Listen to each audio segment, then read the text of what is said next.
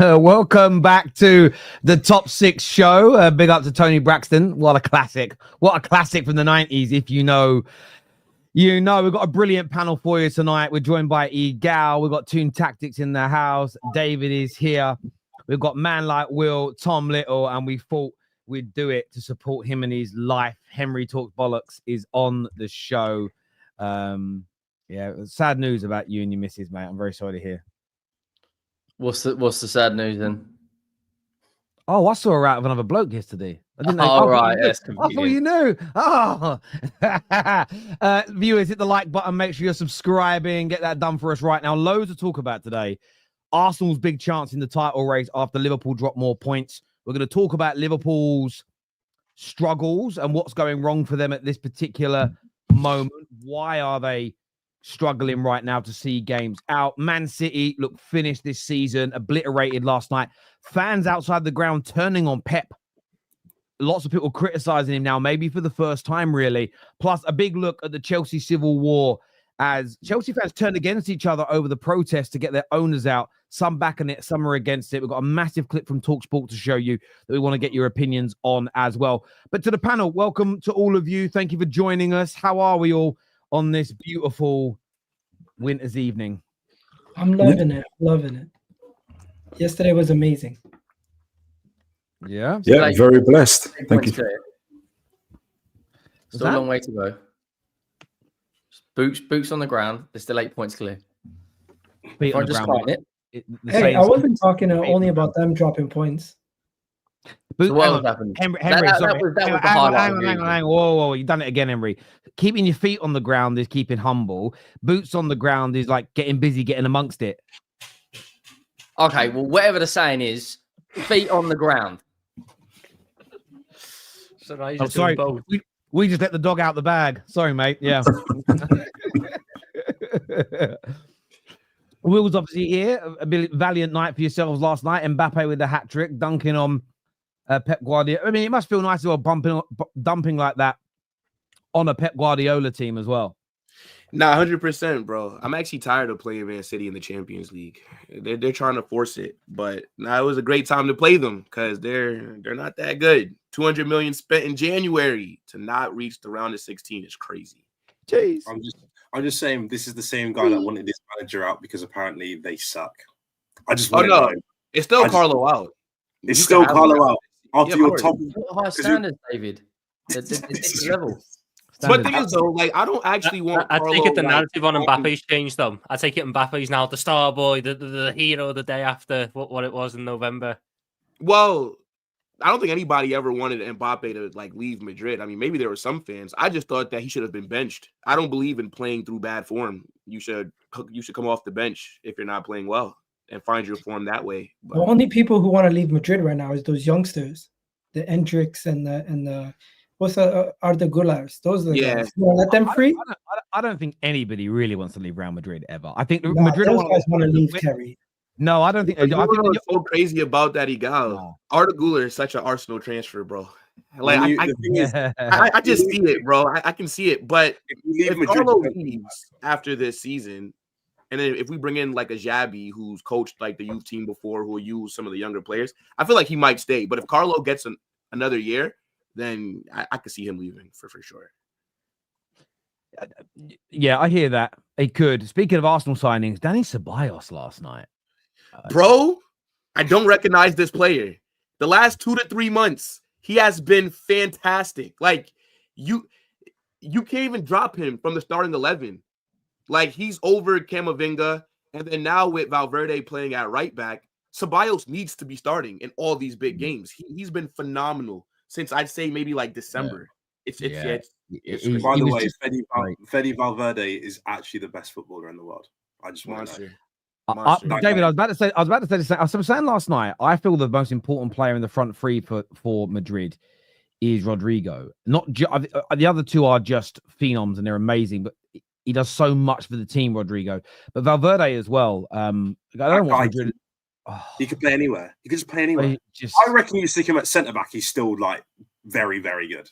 You wanna know the thing is, bro, we have two of the most complete midfielders in the world, right? Like Jude and Valverde. Like they're positionless. Like they can and Camavinga. that you need, huh?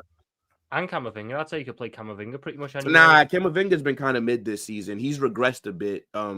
But I view Camavinga as more of just an 8 versus a 6. I think he's very good on the ball, but Valverde reminds me different positions, but Valverde reminds me of Ryan Giggs in the sense of in Giggs' pomp, he played left wing, left midfield, which is a role that don't really exist anymore. He played up front on occasions and would hold his own for a few games, played in central midfield, become a DM at some point.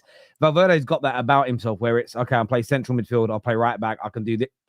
And he doesn't look out of place in any capacity. So, yeah, a serious player in there.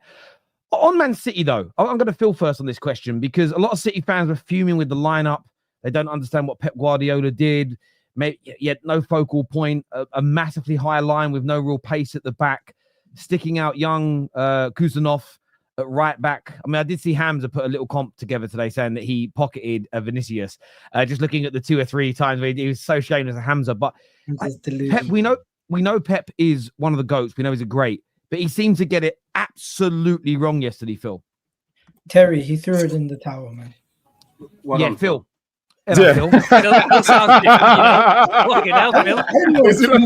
you sound Canadian, Oh, he thought you were talking about Foden. I didn't even know who I didn't even know whose name was Phil. I'm sorry. Who's Phil? No, that's okay. My bad. That's okay. No, I think look, if you even just look from the middle lineup, who was it? Foden, Gundogan, and no, it's Foden and Gundogan as the 2 pivots, wasn't it? And the Nicolas Gonzalez. And look, against then you look at the press from Madrid's front 4, Jude Bellingham, Mbappe, Vinicius Junior, Valverde. That the midfield of Man City was never going to be able to withstand that, the running power of what Madrid are providing.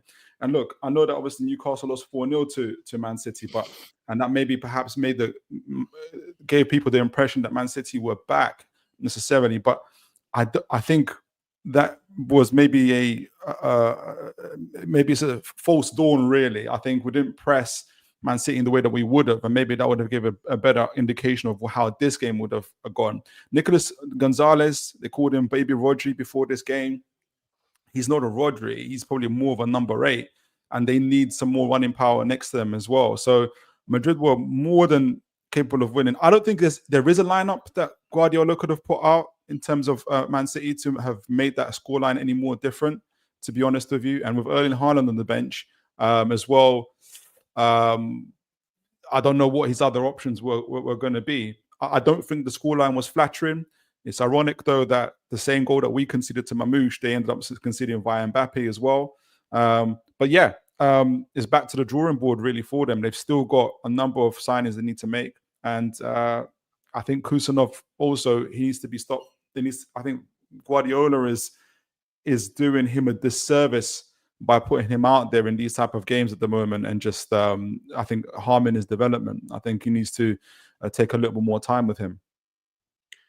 I actually think that Pep played the best 11 that he could have. Maybe you could say Gundo shouldn't have started that game. And I know like we're all gonna like get on City and laugh at them and troll, but I actually think over over those 2 legs, I think Pep put out very good starting 11s. I know that everybody's saying that like Abdul Qadir was getting cooked. He actually wasn't really. I think that he did a much better job than what Rico Lewis might have done. And I know that even before we played them in the first leg, right? They had Matías Núñez at right back. Well, you can't start him at right back against Vinicius. Like Rico Lewis, again, not as good defensively as you would need out there. And I think like Abdul Qadir, he is solid defensively and he's very fast as well. So I definitely did understand why he was at right back, because he was the best option there. Also in the midfield, I think Bernardo Silva and Gundo, maybe they could have been dropped, right? Kovacic could have probably started,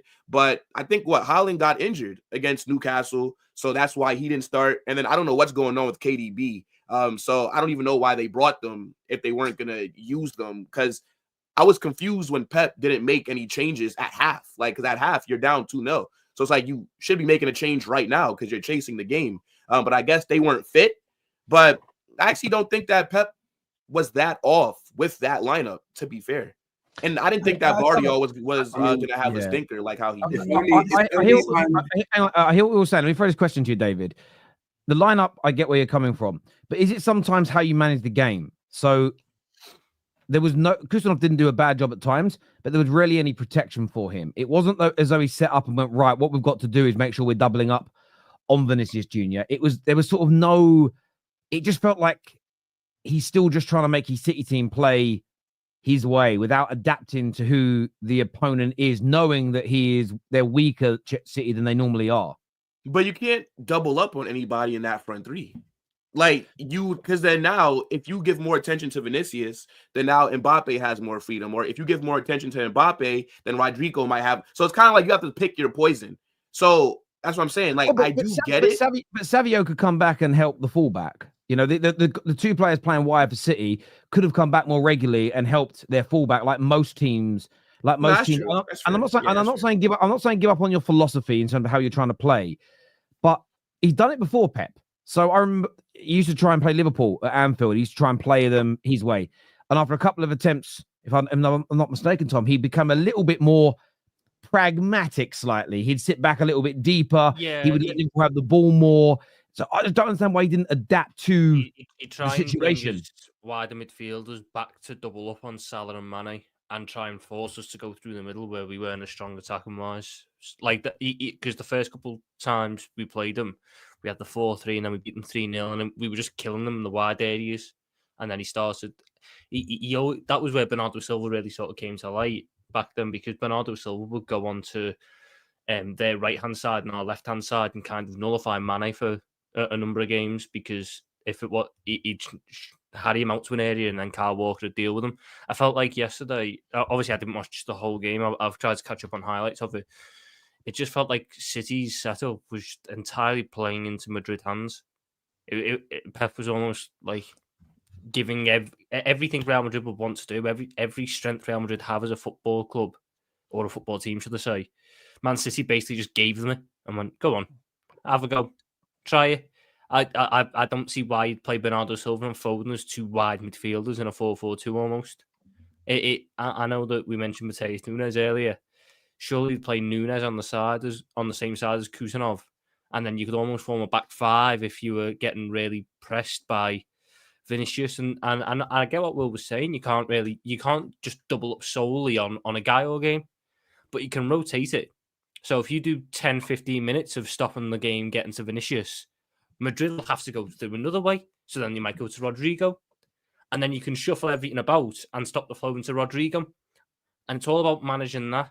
I just don't think Pep wanted to. I almost felt like Pep wins that game knowing that he was out. He didn't trust those players to turn over that deficit, and he just wanted to get through that 90 minutes without any more injuries, which he didn't even get because Stones got injured.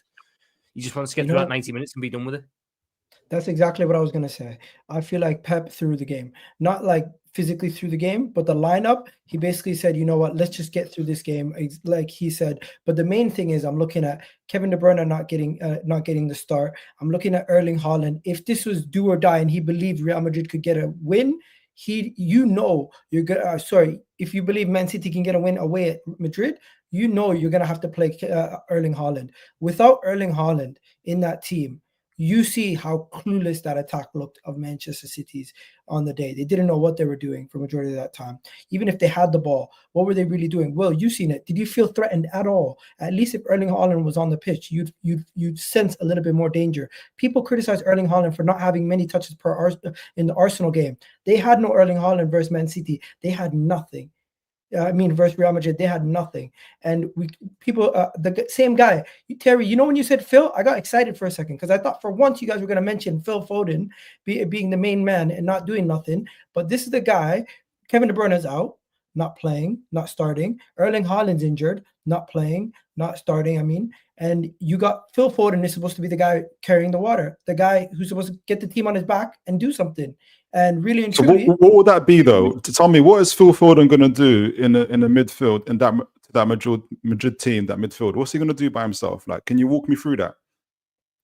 Bro, simply put, he is supposed to be the talisman now that you don't have Kevin De Bruyne there. I understand that, but what's he going to do? There. I want to know what's he going to do. Take the ball, drive the team forward. Take the ball from deep, drive the team forward. Try to create something. Go past Valverde, then back, and then past Tchouaméni. Let's not be dumb. Let's not be silly. Sorry, excuse me, sir. He's been the Premier League player this season. You are obsessed. You are obsessed. You are obsessed with Phil Foden. It's not obsession. It's a fact. So when you say he's not held to the same standard as other great players. He's been held to a standard.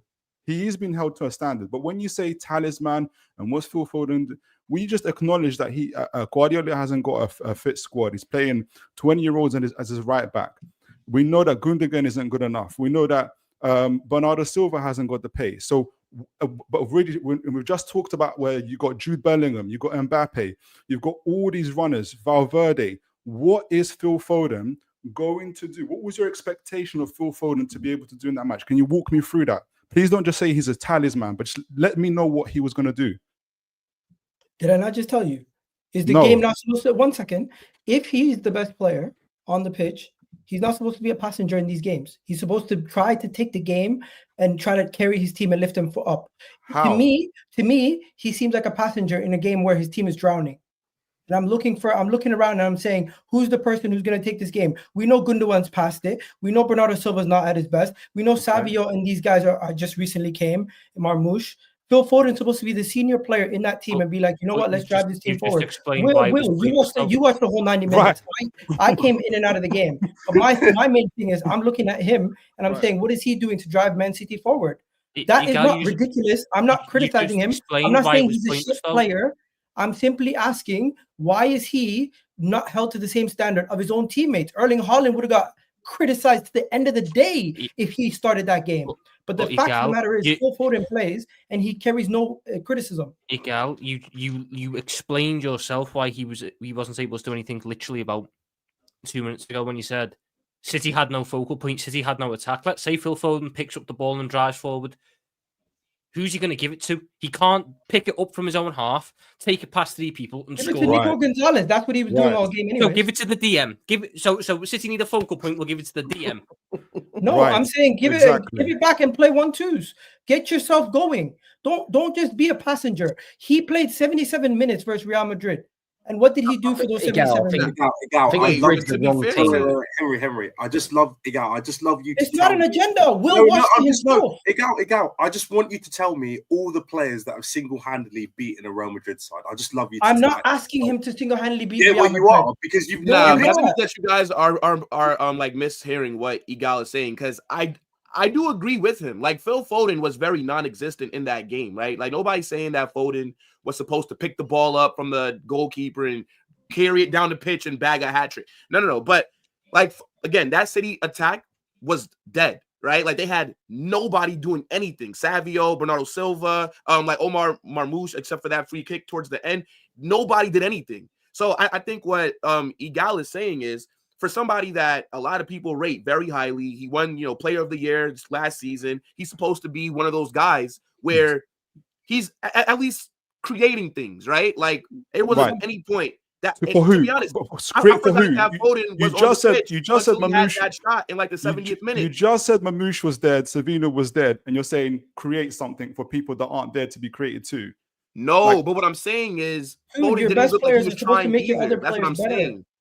This is not. It's not. This isn't basketball. You can't just have one guy just run the whole thing. Nah, hold on, wait. But okay, hold on. See, but that's. We're not again. Will. We're not. It's not basketball, but in the sense of like, how many times have you watched Chelsea right over the last 2 seasons and you see them struggling, and then Cole Palmer, he does something right. Maybe you guys still Palmer was not playing against Real Madrid. No, bro. I know. I'm giving him an example based on his team. What I'm saying is Phil Foden throughout that game did nothing, not one thing aside from that shot. Like right before, I can find Chelsea games. I can find Chelsea games against top opposition where Cole Palmer has. Well, why is Phil Foden always protected? Because if this was Erling Haaland, we'd be talking about how he's a fraud.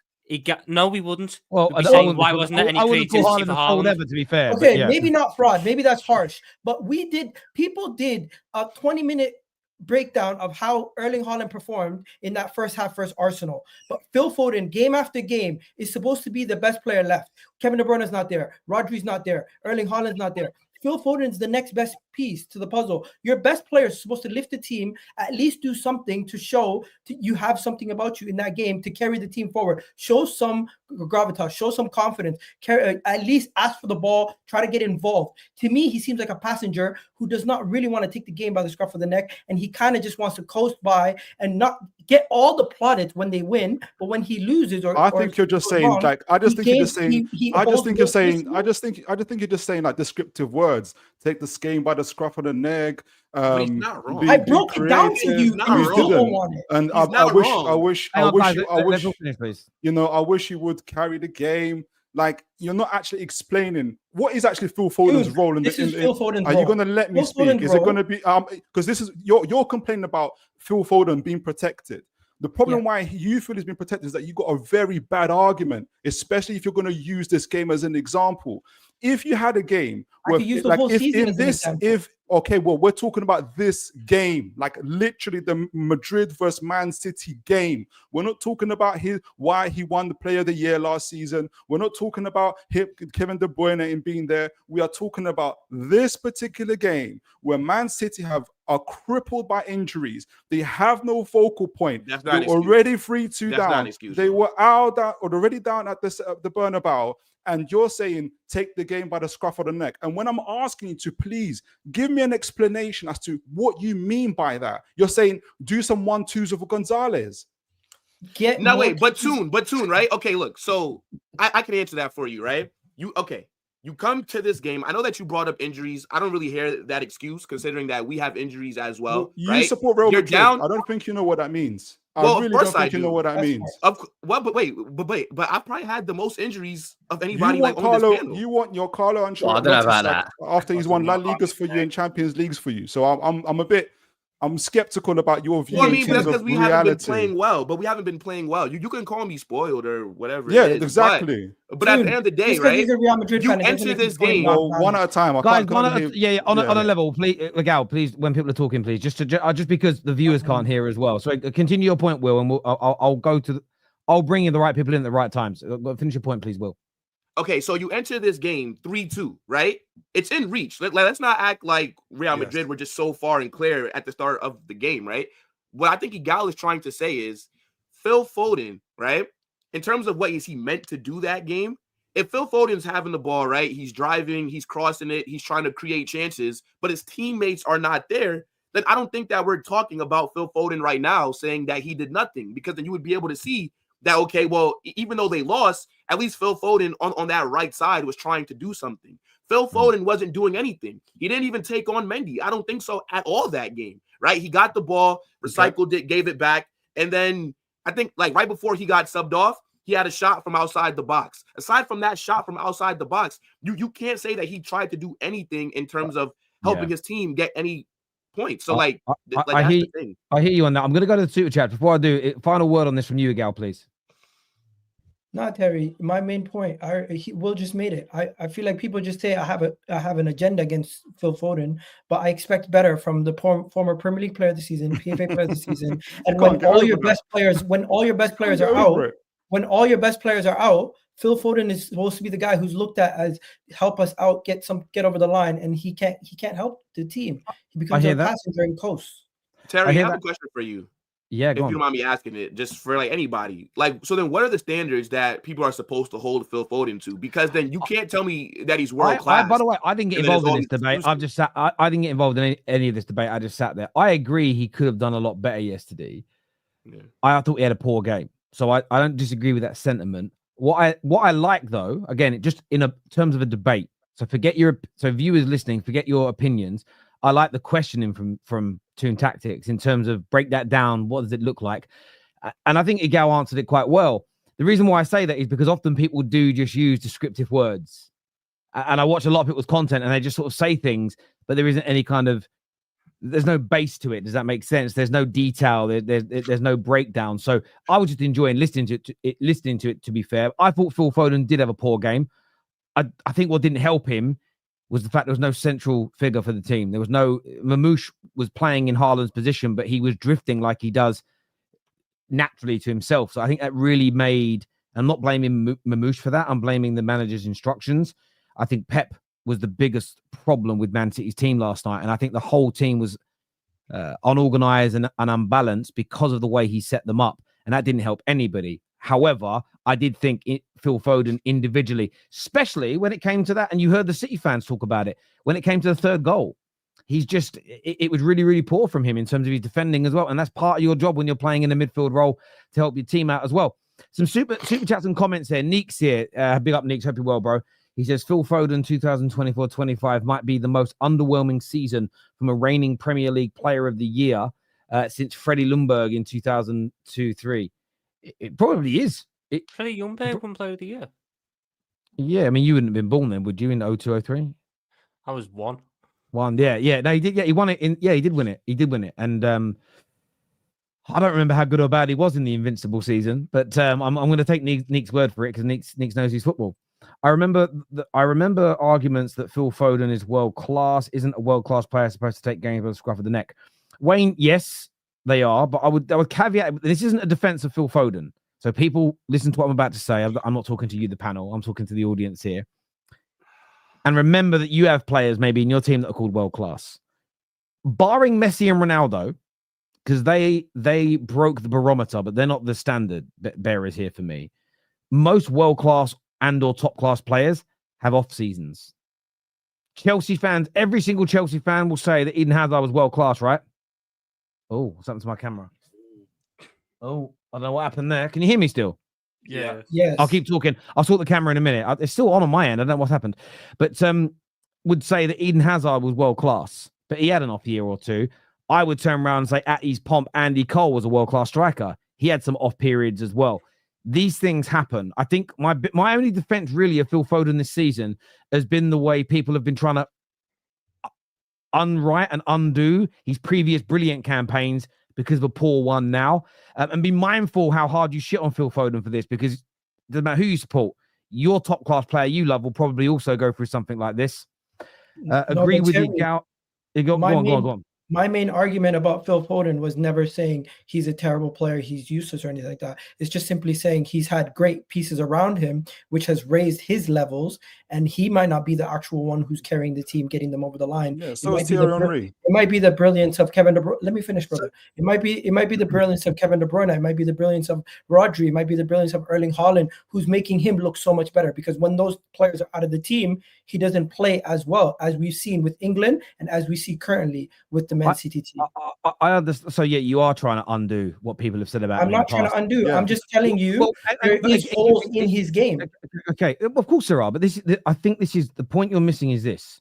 There are holes in his game, and barring, if you actually think about football in the last 30 years, you could probably pick 5 or 6 players where you would say they're pretty much complete and were consistent for like a decade or so. Most players have holes in their game. So if we start creating a standard where somebody can't be considered world class or top class or brilliant or a key part of their team, and that there's 4 different categories of player there, and some will fit in all of them, everybody has holes.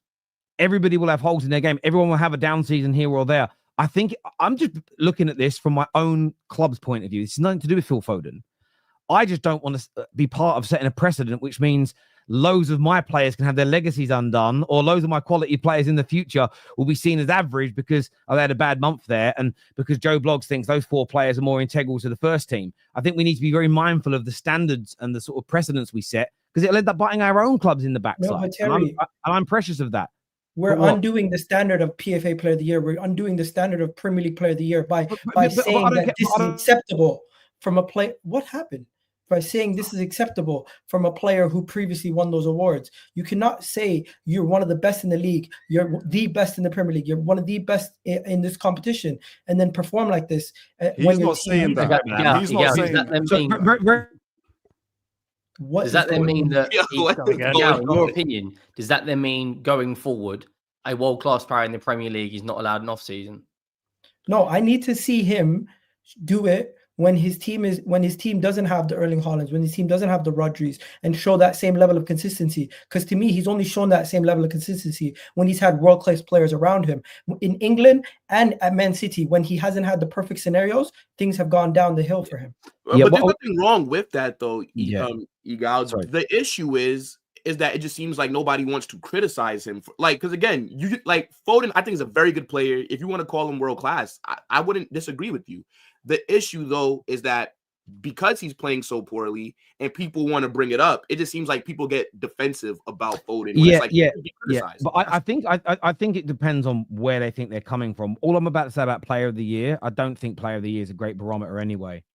I really, really don't. I never have done. Man United won a treble and had players balling out, and we had less players in Team of the Year than other sides.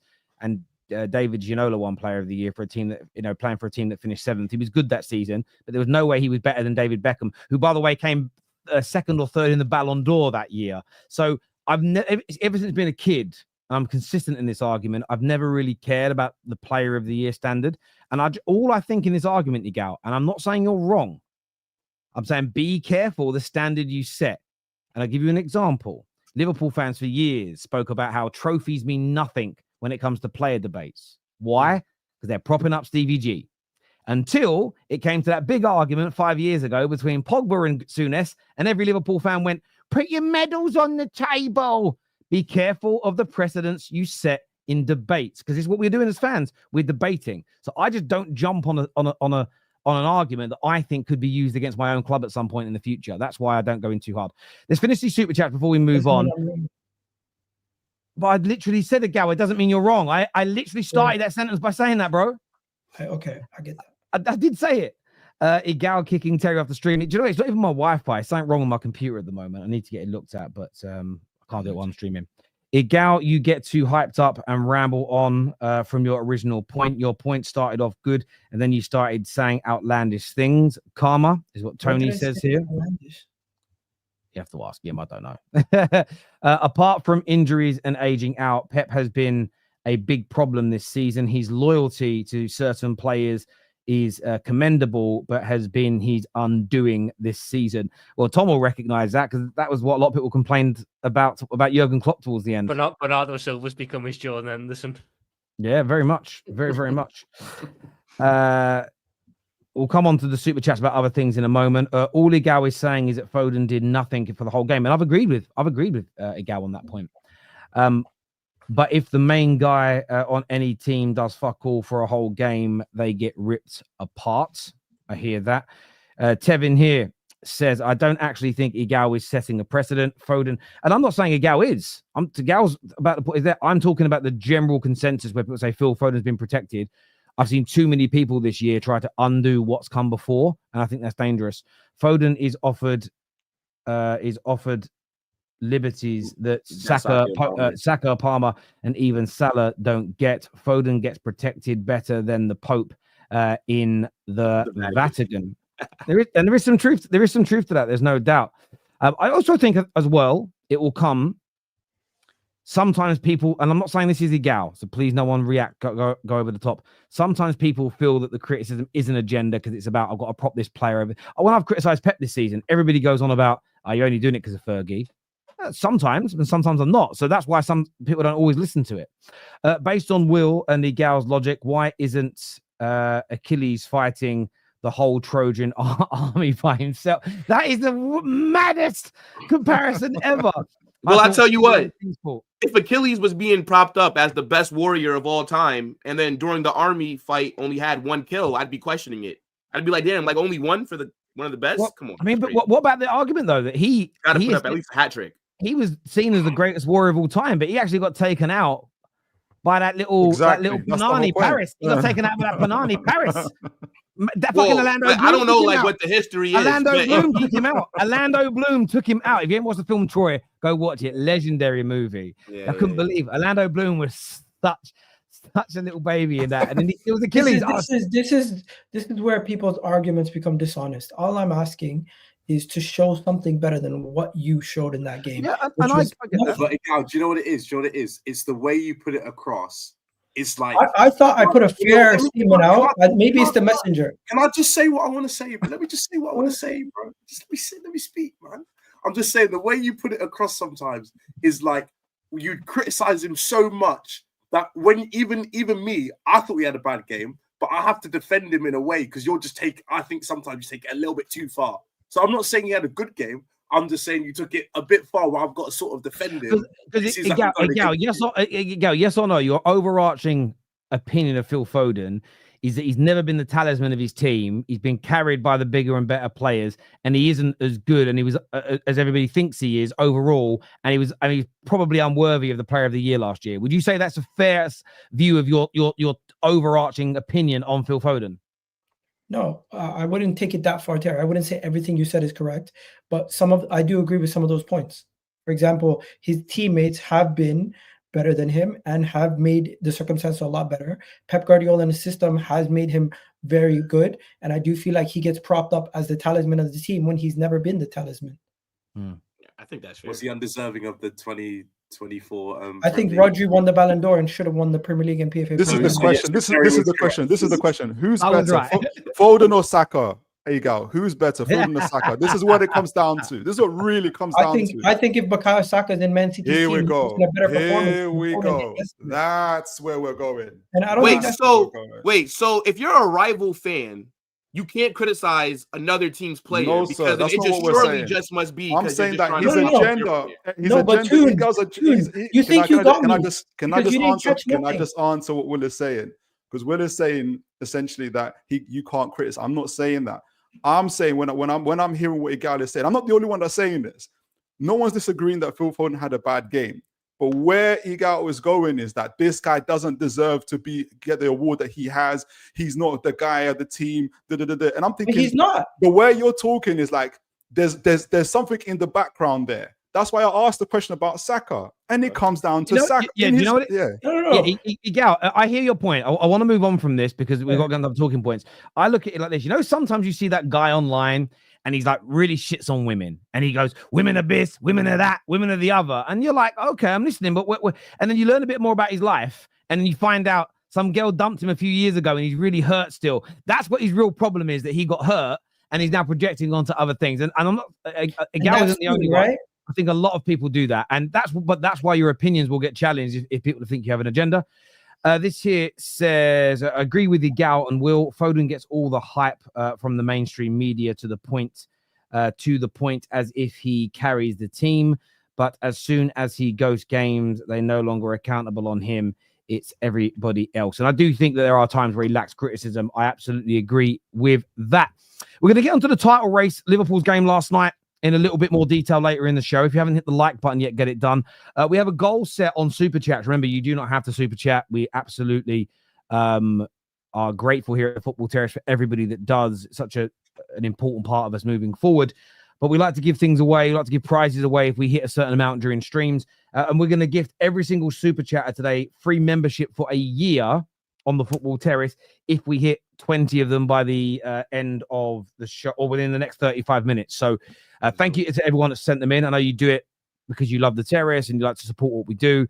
But yes, if we hit that target and that goal, we'll gift everybody 1 year's free memberships. I want to play a clip for you guys from TalkSport today.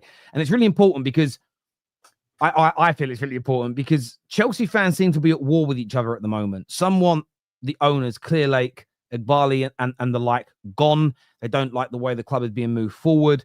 There are some Chelsea fans that have slagged this off and called it out. The mainstream media, just like they do with all of our owners, are protecting Chelsea's hierarchy, the decision makers, the billionaires, etc. This is a clip from TalkSport earlier, but then I want us to debate this sort of ongoing civil war that is breaking out amongst Chelsea fans and their future. Sit back, take a little listen. It's about 3 minutes long, so sit yourself down, have a cup of tea, and listen to this. It's called those fans who are going to protest a bunch of ingrates with a sense of entitlement that they're not due. So why are some of these Chelsea fans protesting? This is an ownership. Bully and Egbali came in, bought the club for £2.5 billion, and in the time there have spent £1.2 billion in the transfer market. Steve is a big Chelsea fan. Steve, good afternoon. Are you going to be part of this protest? Yeah, hi, Jim. Hi, lads. Great show as usual. Thanks, Steve. No problems, Danny and Simon. There, the protest is on, guys. We hope it's going to be massive. Can I just say, it's not about the playing results. This is two separate things. This is about the ownership and where they've taken us. They led us to this point, not us. They don't talk to the Chelsea fans. I'm a part of the CST. You had Dom Ross on last week. And I don't know what he told you privately, but I'll tell you everything you need to know because I want the facts and the truth to be out there. Okay, so what do you want to tell us? What specifically are you unhappy about the ownership? Many things, Jim. We could be on here all day over how this has got to this point. Well, you've got to remember, we didn't want this. They brought it to us. Brought what to you? The mismanagement of the whole club. They've sold off parts of the properties. They've saddled the club £140 million worth of debt. No one knows about that. It's on a 13% loan. Over the 10-year tenureship should work out about 1.7 billion, I think, or million. My friend did all the numbers on it and facts. They basically put us into debt. We're Man United 0.20. Well, you're not, are you, really? Because Man United was bought with Manchester United's money, and Chelsea were bought with a private equity set of money. So they might have loaded some debt on top of it. What your expectation is? Simon, 140 million. They've only been there 2.5 years. Big deal. You've got a football club that's worth £2.5 billion. So let me get it right. Someone's paid £2.5 billion, and there's £140 million of debt against an asset that's worth £2.5 billion, and you think that's inappropriate? Well, it's not that it's not inappropriate. It's how it's been modelled, and the model isn't correct. It's quite clear. Look at the state Chelsea are in. On the field? No. Well, on both, Simon. This isn't about on the field. That's totally a separate entity. Of course, it baffles us some point, though, Steve. I mean, are you happy they bought Moises Caicedo? Moises Caicedo is an excellent player, but this isn't. Are you happy they bought Enzo Fernandez? Yeah, of course. Are you happy you bought Pedro Neto? Somewhat. You must be happy they bought Cole Palmer. Yeah, of course. So what are you moaning about? It's not moaning. It's letting the world know, because this has been all kept out of the media, sort of, if you will, what's the word, a blackout.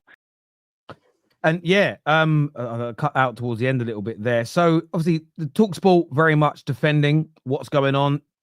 I don't necessarily think I buy this is not about the on-field performances as well. I think there is definitely a correlation there because, well, I always feel that fans would not be protesting if their teams are winning league titles and everything else, by and large. Man United, in fairness, under the Glazers, were doing that during the time. But by and large, I mean, the only thing I really disagree with was that he said that Glazers and United 2.0, they're not £1 billion in debt where we are. But I'll go to David first on this. It does feel like there's a big split in the fan base where some are calling this type of talk embarrassing. There shouldn't be protests. Others are saying that it's essential. Where do you stand with this, David? I'm somewhere in the middle where, again, I'm not done with the owners. I don't think they're, outwardly trying to ruin Chelsea. I think that's an absolutely ridiculous notion, but they have made mistakes. They haven't built the squad in the way that I would have liked to have built the squad, but am I willing to let them carry on with the plan that they think is best? Yeah, because I can see that there is some progression going on. It's just that some Chelsea fans are not prepared for the ride because people can't be patient nowadays. And that's just part of it. People literally cannot be patient. People gave shit to so many other clubs who had the same thing when they got new owners or something, or their club had been very bad for a while and then they'd tried to get better and it took them a while, that when they said, oh, we're going to do it differently and we're going to do this and that, they're just not prepared to wait. And I think if fans were really prepared to wait for it, maybe in a couple of years, they might be right and say, yeah, these owners got it wrong. But I think it's just way too early to tell whether that's right or not. That's my personal opinion. I think as I've been saying since the start of the season, I think our squad is built to be good in 2027, 2028. I'm not expecting 2027 results in 2025. To me, that doesn't make sense. If you look at our squad and you look at the players we have on the field and you really sit there and go, oh, this team's ready to win a league, I really question how you watch football, because it just never was it just never was on the cards. Like I didn't see why people thought we were. And I know we were close points wise, but even playing wise, if he literally sat down for 20 minutes and had a look at what was going on, you would have sat there and gone like, yeah, this team is not going to win the league this year. I'm not saying that they can't win the league, because I think there are elements in this team that definitely can, but they've just got to either the owners are in a point where they've got to go two ways. Either they stick with this plan and then we find out whether it works or not in 2028, or they try and accelerate the process and sign some more experienced players and add in that extra like world-class striker, world-class centre-back, world-class goalkeeper, which of course will cost them money, and a lot of money as well. So they've got two pathways to go. But I genuinely think Chelsea are actually in quite a good spot overall, considering the turmoil that's happened at the club over the past 5 years. So I'm somewhere in the middle. They've made mistakes. I don't want them out. So yeah, that's where I stand. What are you saying, Henry, about this? Obviously, you know, you've got people. There was a stream today with CB and Don where it was kind of like Standards FC versus Trust the Process.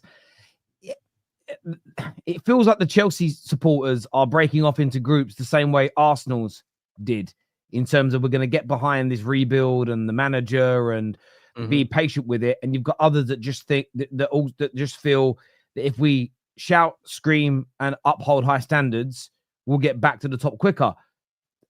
Is this productive for the football club? And if so, whose side are you on? I don't think it's productive for the football club because they haven't got Roman anymore, and they need to understand that. Like the whole Standard FC argument, this isn't proper Chelsea.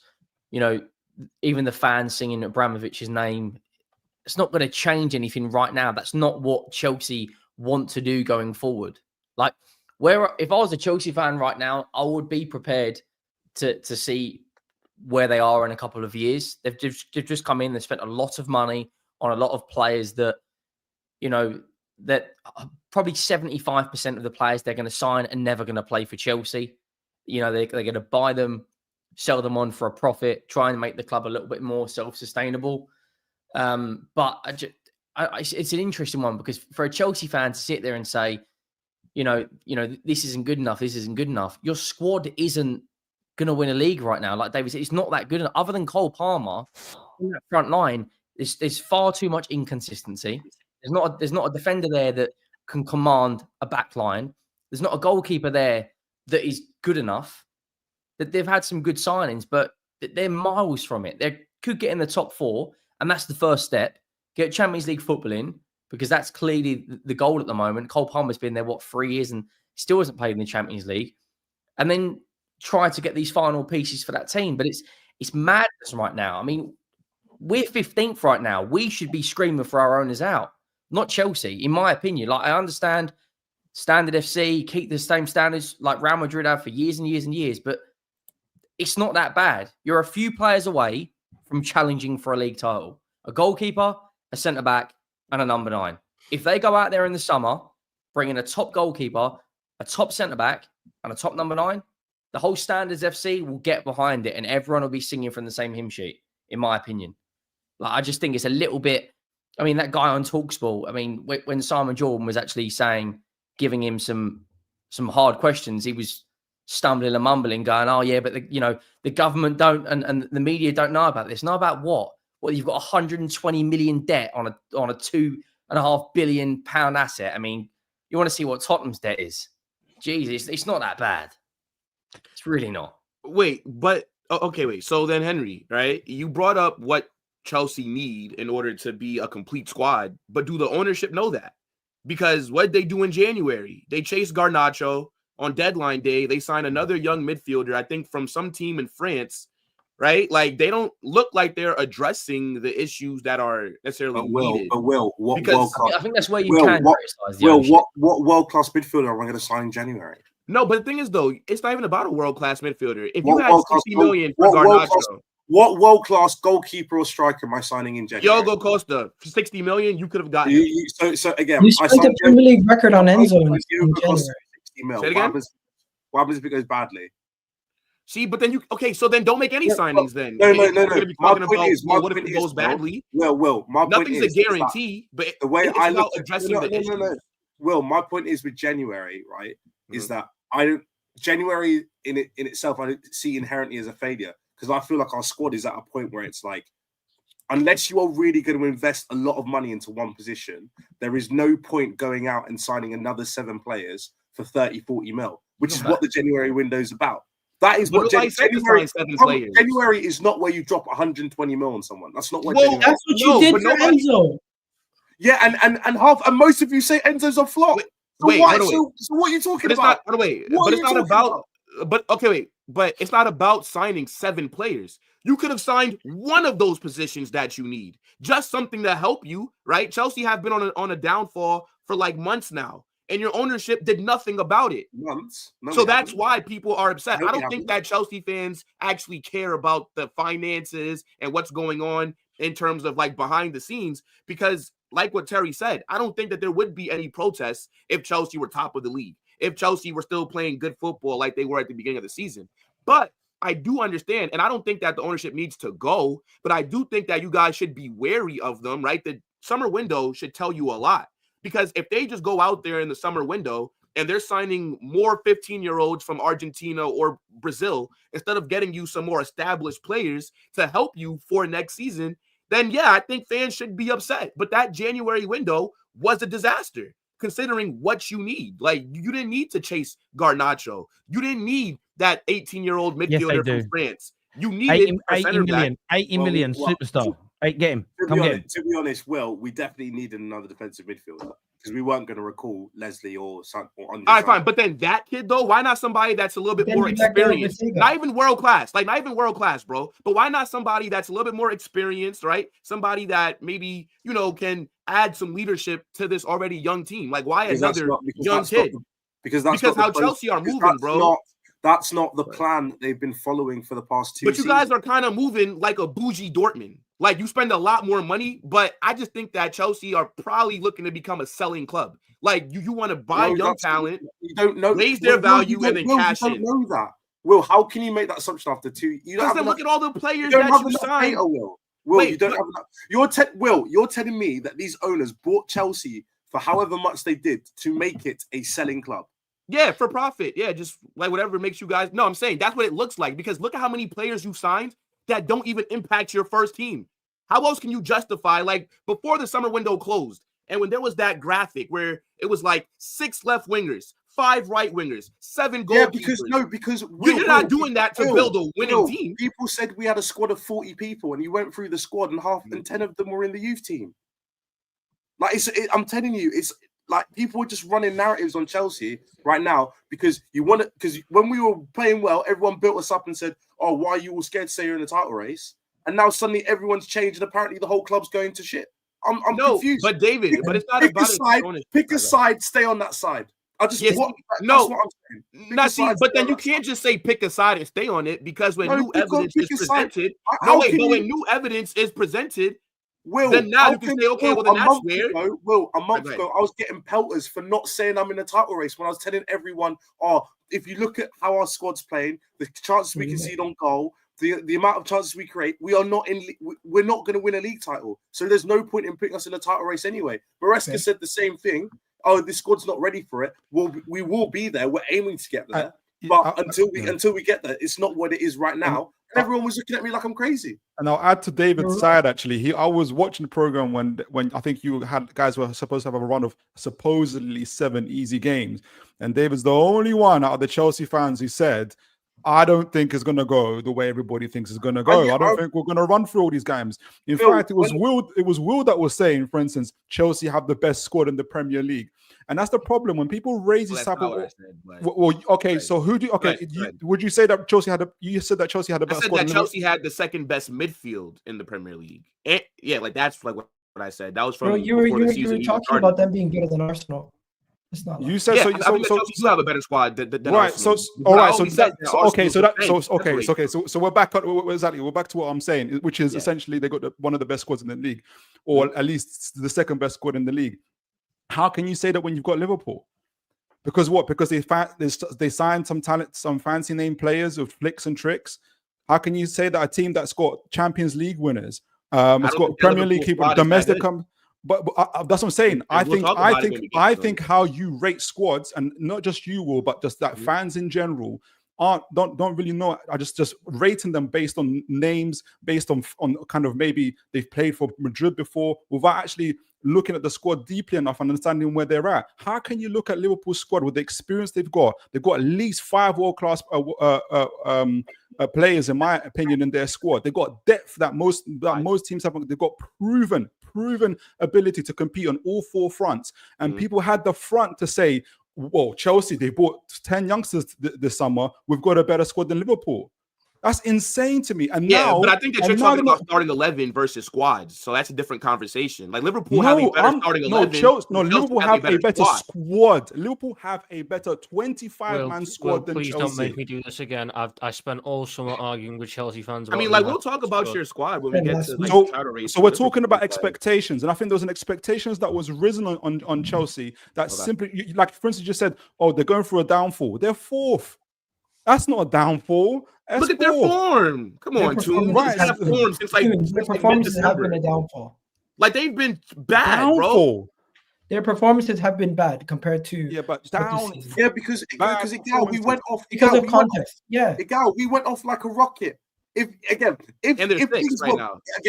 things were balanced, if you look at our season and you just, instead of having the results we did, you had 2 wins, lost, and we just did that the whole time, this conversation would happen. It's because everyone raised the level so quickly without actually analyzing what was going on. That's why there's a protest. But the reason why I think there's a protest has nothing to do with what's going on. But there should be a protest. It's like your manager coming out when you guys are only 2 points behind, saying that there's not a title race. Come on now, bro. Like 1 second. How would you openly come out and say that it's not a title race going on? If you're 2 points behind Liverpool, you don't think that plays in the players' heads? I don't have Rudiger. I do not have Fede Valverde. I do not have Cavani. You don't have to say that you're going to win it. We were never going to win it anyway. No. I agree. What I'm saying is, your guys are arguing 2 points. Manager to come out and always be saying, "Oh no, no title race. Oh no, David, guys, let me jump in for a second here. I get the point. I'm going to come to you next, Gal. I think your point you raised about the process is true.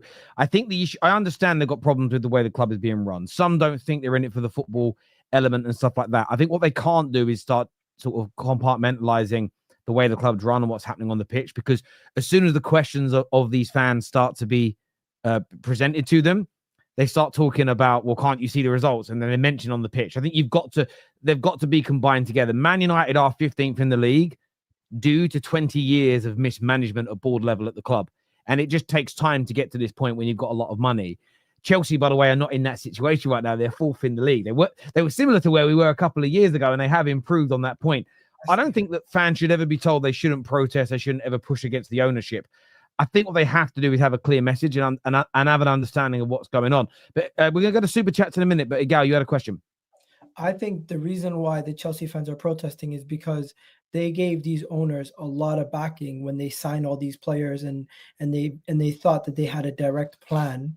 But it seems like they've changed their plan so many times, and they've changed the manager. And I think the final straw for them is that they expected this season to be the season where they see major progression. And if they don't get Champions League football or in a cup, they'd view it as no progression and the lack of patience in the Chelsea fan base due to Roman Abramovich constantly sacking managers and gaining them success has led them to this situation where they're willing to quickly protest after just backing this process a couple of weeks ago.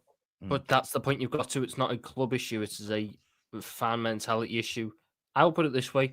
When we have a young player come into any of our teams, we sit there and go, they're going to be inconsistent. They're young.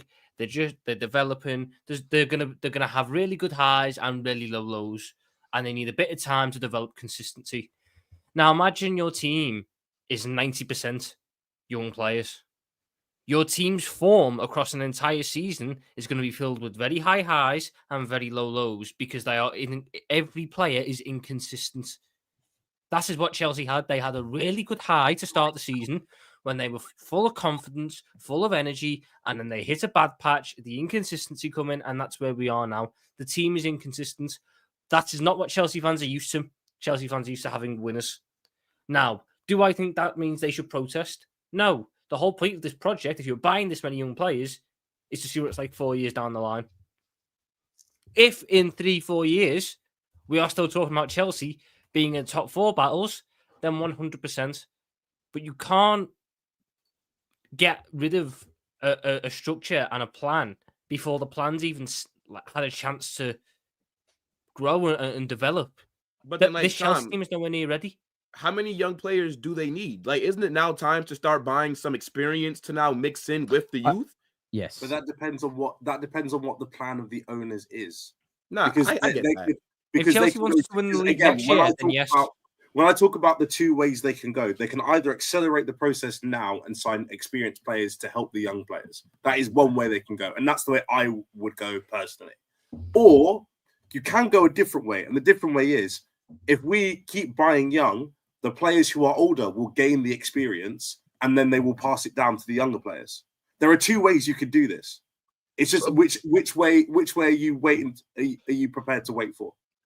But then, David, but then there's another view that could say, for example, right? If you're saying that, okay, well, this is like a 4 or 5 year plan. Who says that Cole Palmer wants to wait that long?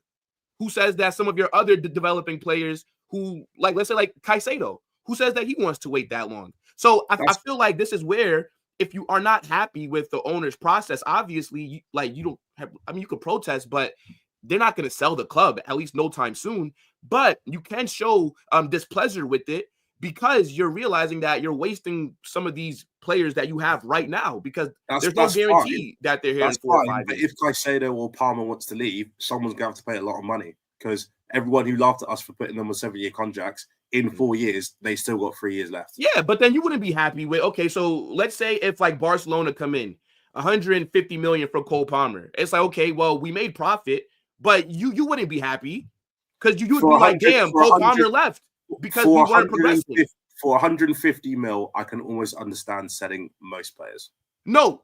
Yes, so you can understand it for the money, but wouldn't you, as a Chelsea fan, think, well, Cole Palmer only left because we weren't doing enough? Well, again, it depends on how you look at it. Again, Liverpool fans will tell you, oh, when we sold Coutinho for 80, 90 mil, oh, what a terrible thing! How dare our club do that? But then that 90 mil then contributes to them signing Van Dijk, Alisson. Actually, it was 150. They got 150 mil. 150 mil. About 150 mil then got them 3 players that won them a league title. All fair points. Viewers would love to get your opinions on all that's been said. We're going to go to some of the super chats here. Ronin says it's really I think he means this simple. Spoilt babies about the people protesting and not being patient. Talking about the January window, Ronan also said that we weren't willing to overpay, not the plan to do so. Fair. This here from Jack says, Will did a breakdown on the terrace about how each Chelsea player is better than Arsenal's and where each team would finish. Each, brother, I just said the midfield. I said the midfield is better than Arsenal's. I do recall something though, Will. But I always said that Arsenal have, but I always said that because I said Chelsea would come fourth. But I said Arsenal's defense is what separates. I remember you saying their attack. That's about their attack. Keep these Americans out of our sport. That's what I say. Keep them out. Their attack is better, by the way. In fairness to Will, though, Will has come out in the last few weeks and literally said, I got stuff I said about Chelsea wrong. So in fairness to Will, he's already addressed that publicly, to be fair. Poor David is paying for the sins of Don and other cocky Chelsea fans. 100%. This year from Benso. I thought I was going to say something. Bensamelli. I thought it was going to be one of them words that I read out, and it sounded bad. First ever super chat. Big up, Terry. Thank you very much, bro. I appreciate the super chat. I'll give David credit on this. He has been very consistent on how he saw Chelsea and his predicted this. So I can't but blame him for his chance. It's equally true. If David's been right about the last few seasons and how they'll progress, it also stands to reason that, well, he could be right about the next step as well. Again, if we just, and do you know what I think is interesting about all these football debates? I don't think anyone on the panel today is trying to do it, but everybody tries to convince other panel members on other shows, other channels, people in the chat, believe how I believe. Well, I don't think that's what debate should be about. And I've been guilty of that many times in the past. Often it's just about, do you hear what I'm saying? Yes. Do you hear what I'm saying? Yes. Well, we can move on then to the next point. Often people don't want to admit that even your rebuttal holds any water. And I often think what Will and David have both said, both of those scenarios could end up being the truth. it's and that's probably part of the debate. Is what's being said making any sense whatsoever? And I think both did. Watching on playback, glad the viewers and Will came out to defend Egal. He made a coherent argument, but David and the Toon want to shoot the messenger. Oh, the messenger for Saka. Yeah. David is the most realistic Chelsea supporter on the terrace. Yeah, fair dues. Palmer ain't crying. Stop crying for him, is what Ronan says. David can't be Chelsea. He makes too much sense, is what AJ says here. Big up Nick's son in the football corner. I appreciate the super chat, brother. Chelsea mid is better. What is he smoking? I stand by that still. A lot of people do. Yeah. What's that, Chelsea mid? What's that? Chelsea's midfield is better than ours. Chelsea's midfield. Right. And their attack. I stand by both those. So. Our attack's better as well. Wrong and strong. It's fine. Arsenal didn't sign anything in January. Watch Arteta win the league with Moreno up top. We'll come on to that in a few moments. We move on to transfer talk. Thank you very much to Aaron, who super chatted but didn't say anything. But thank you very much indeed. Marty says, this is back earlier, says, Egal, we all agree, but it sounded targeted. It was also another point of debate. Sometimes we agree with the point being made, but is your point a smokescreen? It's part of it. Speaking of attacks, Liverpool's attack let them down. See how good I am at them segues. I'm getting good at this after 10 years, and it's taking me 10 years to be good at segues. Your attack last night let you down, didn't it, Tom Little? I don't feel it's fair to bunch the attack into one group for what a certain club record signing has done for about the 10th time in his career at the football club. Now I'm going to do sort of semantics. Is he part of your attack? Mm-hmm. Your attack let you down then. I'm doing a Piers Morgan there. I'm only joking. But yeah, I want to hear about what went wrong last night, but also why, because I've just got to run and sort something out my dog because he's doing something mad and I've got to go and stop him. Right. But the defeat last night and what does it mean? But also the sorts of online meltdown from a percentage, some Liverpool fans panicking about being caught. So I'll leave you guys to discuss that. I'll be back in a few moments. I thought we were all right yesterday. We had to rotate a bit because we played a fair few games in quick succession. So Jones had to start on the wing. I thought we were all right. Defensively, we had 2 switch-off moments and they scored 2 goals. Outside of that, we didn't necessarily give up too much. Pegged it back to 2-2. And then when you turn to your big money record signing, the guy who's supposed to be, 3 years into his career, scoring 20-plus league goals, being the catalyst to drive you to league titles, I'm watching him miss his 6th open goal from 6 yards out. I have found that same scenario 6 times in his Liverpool career, and he's missed every single one. I have never seen that man score on his left foot from the edge of the 6-yard box. Every single time he's missed, it's either been saved, he's at the post, it's cleared off the line, or it's over the bar. I am sick to death of him. He missed a massive chance yesterday, and his core cult of fans online, who are the same fans whose arse have went because we've drawn a game with Aston Villa and are now saying we're going to bottle the league title. That same section of fans are trying to blame Dominic Szoboszlai for passing him the ball. Dominic Szoboszlai is apparently to blame for Núñez missing because he should have just shot anyway. Makes no sense. Makes absolutely 0 sense. Then his work rate goes down the fucking pan, which is about the only thing he's good for, but that goes down the pan because he's missed a simple fucking chance. And then the one time he does win it back off Tyrone Mings, he wins it back. It's in an area to win. Martinez is coming out. All Darwin Núñez has to do is use his right foot and kick it that way. Martinez will clatter into him. He will get sent off. What does Núñez do? Kick it into him. Into him. Not round him, not over him, into him. He's not making himself big. He's sliding. He's kicked it along the floor into him. The 2 biggest chances of that second half, gone. And I know that people have sat there and went, Diogo Jota missed one as well. Yeah, he did. It was a shit miss, that one. But you know what? At least he got an assist. At least he was, involved in the game all round. Darwin Núñez was on the pitch for 35 fucking minutes yesterday and completed 0 passes. 0. 9 touches, 0 passes, 2 big chances missed. What am I supposed to do with that? What are my players supposed to do with that? We're talking about mentality. Go watch the reaction to that Núñez miss.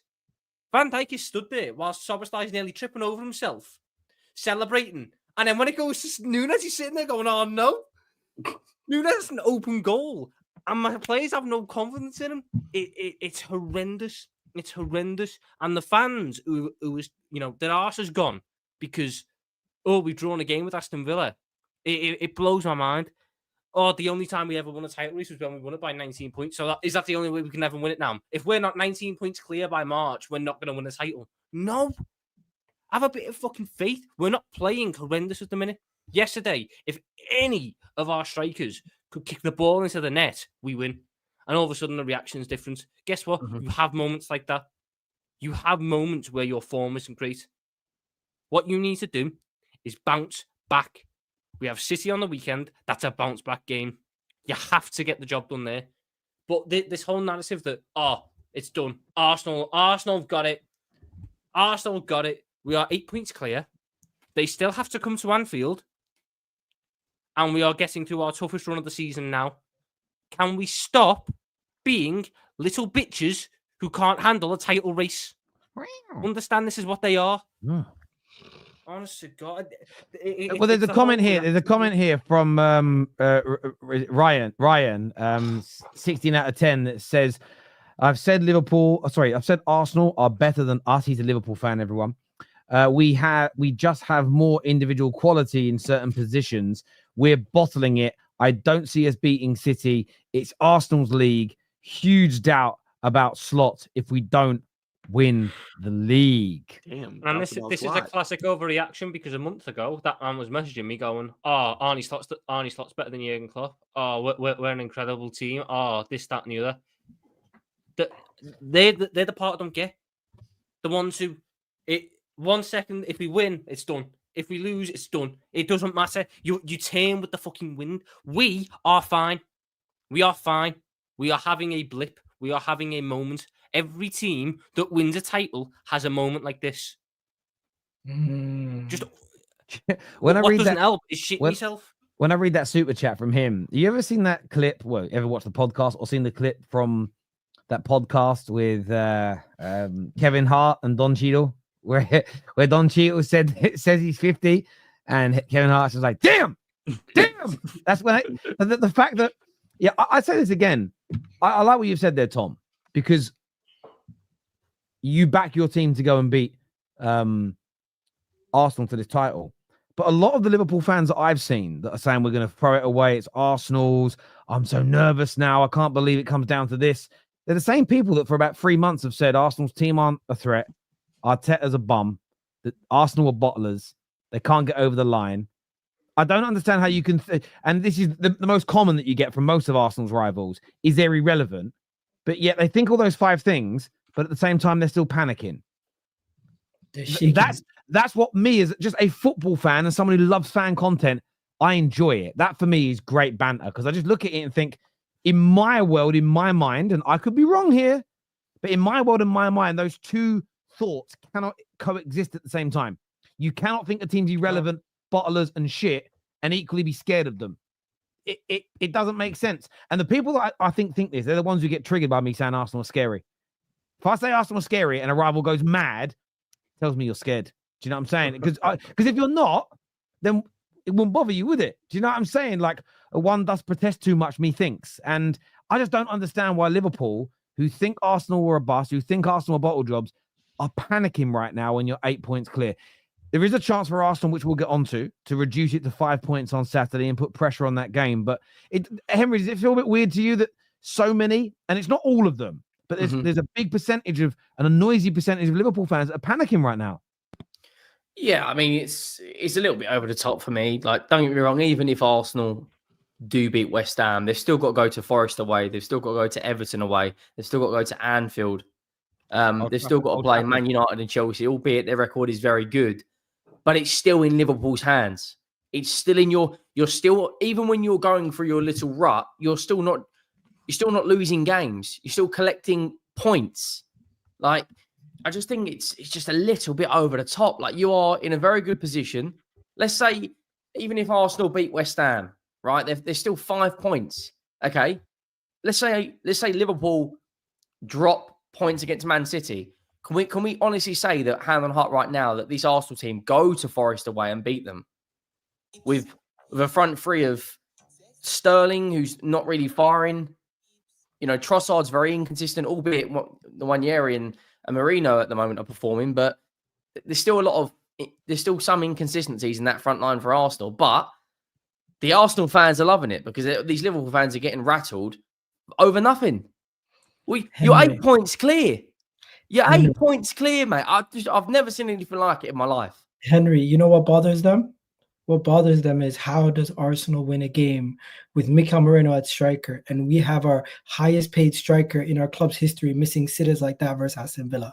That's what bothers them. You know what else bothers them? The fact that they thought Bukayo Saka getting injured, Odegaard getting injured, all these things happening. We'd be falling away further and further away, and they just walk the rest of the season. But it's not happening. A little bit of pressure is being applied right now. It's not the most pressure, and now we have a game in hand, unlike they did before where they had the game in hand. I do think there's a lot of pressure coming from your own fans not believing in your attack. As much as we talk about Arsenal's attack, let's be honest, Cody Gakpo's a big miss. Cody Gakpo's your second best attacker. After Mo Salah, you really don't have anybody else if Cody Gakpo's out. Jota's not been looking as good of a finisher in that game. We already know what Darwin Núñez is. Luis Diaz, let's be honest, we don't know when he's gonna bag 2 goals or when he's gonna miss a sitter himself. So the inconsistencies in your own attack, who you guys say is miles ahead of Arsenal, has now started to show more, and you're starting to feel that pressure. I'm really not. Sorry, maybe you're not, Tom, but I'm seeing it from your fans. I'm seeing Liverpool fans themselves saying we miss Cody Gakpo. I'm seeing Liverpool fans saying themselves we're Mo Salah FC. I'm seeing Liverpool fans themselves shaking it because they don't trust their own team. Check it off. A little bit. I mean, I don't know why it's an outlandish thing to say that for some of our fans after yesterday to go, oh, we missed Cody Gakpo today. It happens. Is it true he's out until the end of March? No, he's back City. He's back on the week. Saying that he's out till late March. Yeah. Phil, what do you make? What do you make of all of this when you look at the sort of what Egal has just said about why he thinks Liverpool are panicking? Do you think they are? And if Arsenal beat West Ham this weekend and reduce it to 5 points, how much pressure does that put on Liverpool when they go away at the Etihad this weekend? That's a great question. I think maybe the way Egal described it is the same thing. He made the same mistake that how Liverpool fans describe his own team, really. So I think we can see what we want to see. We can look for Liverpool fans that are panicking and ignore the Liverpool fans that are calm and cool and collected and very confident they're going to win the league. I think, again, Liverpool have the best squad in the league, in my opinion. And that's without it is true. They have the most fit squad, maybe. Well, I don't even know what that means. I think they have the best squad in the league. It's quite clear, and that's why they're 8 points ahead. I think though, in terms of I love you. Sorry, I love you, Egal. You're the best. You're the best. Yeah, and I think again, we'll have to see in terms of if at the same time momentum's everything. If Arsenal win and beat West Ham, and then Liverpool lose to City, then of course pressure does continue to mount up, and that's when you do look at the leadership of a slot. And then you say to yourself, do you have the mineral? It's going to come down to that, to the man management there. And then that's when people are going to start maybe saying, where's Jurgen? Jurgen would have done this, Jurgen would have done that. So we're going to see what Mr. Slot is really, really made of if that scenario occurs. But so far, everything's been really, really good from Liverpool. Number 1 in the Premier League, number 1 in the Europe. And again, a draw at Aston Villa there's nothing to sneeze at. It's pretty good going in terms of, it was a great game of football, by the way, as well. So yeah, you have to just continue going forward. It's what Tom was saying. Like you can't just be scared of a title race. And I just want to say one thing before you go. I don't think Liverpool have a better squad than us. They have Mo Salah, who's a superior player than everybody we have. But outside of that, I think the teams are very close, and I think Arsenal's a little bit better. But and you have Champions Leagues and Premier Leagues to prove that. Bro, I'm talking about the squad. I'm not talking about what they've won. Yeah, but part of the squad The is squads. the mentality that Right. Van Dijk and Salah and Alisson and all those guys bring. Mhm. Liverpool. Okay, so you guys are drawing it back to that. No. Personally, I So still Man think City have a better squad than Arsenal right now. They have a better squad, like in terms of you in general. Yes, they have a not now in terms of performance, but they have a better squad than you. Yes. Yeah. So why aren't they in the title race? Well, they just won four. They just won four Premier League. Their squad hasn't been fit. Right. Okay, no, but I was told. One second. I was told injuries happen. That's not an excuse. So why is that applied to Arsenal, but it's not applied to Man City? Now, well, again, I feel like you guys are trying to compare starting 11s versus overall squads. So, for example, like when I'm saying squad, the 25, yeah. Go ahead. So they got Liverpool have a 25-man squad. Even within that 25, I get to do it because there was a show on it last time. They have an incredible 25-man squad that probably breaks down into 4 or 5 groups. They got that real core player of players: Van Dijk, Salah, McAllister, who goes and Trent goes into the next cohort of groups in terms of minutes. Excellent regular starter. There's about 7-8 of those. They've got another cohort of versatile group of players who are rotational players, as well as their young prospects and actual squad players as well. That's why Liverpool consistently compete over 4 competitions on a regular player. But then, like, how can you say though that like their squad, for example, is better than like Man City's though, right? Because Man City have much more depth. Because we have that whole explanation was just explaining it. No, I literally just explained it. No, wait. But what I'm saying is that, but I think that City have that and more. Like, because City have more depth. Depth adds to your squad, not just the starting 11. Will, who was comparing City's depth with Liverpool's depth? That was at no point a conversation here. No, he said the best team in the league. Because he said that Liverpool have the best squad. So that's where I disagree. I think that you could say that they have the best starting 11. This season, this overall makeup of a squad. I would edge. They've had the best squad that's been fit and available. Because